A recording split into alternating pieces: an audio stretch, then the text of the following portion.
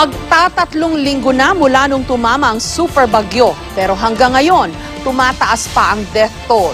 Nung una, sinabi ng isang opisyal ng PNP sa Tacloban na 10,000 ang pinangangambahang namatay. Sa interview naman ng Pangulo sa CNN, sinabi niyang 2,500 lang daw ang estimated death toll. Pero sa kasalukuyan, mahigit 5,000 na ang nasa listahan ng NDRRMC. Hindi pa kasama dyan ang mahigit 1,000 nawawala.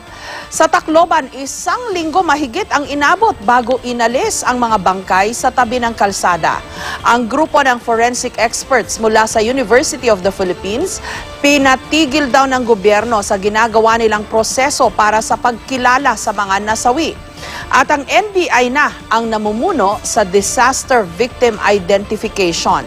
Samantala, ang mga pamilyang nawalan ng kanilang mga mahal sa buhay, naghihintay, umaasang mahahanap pa ang mga nawawala kahit na bangkay na ang mga ito.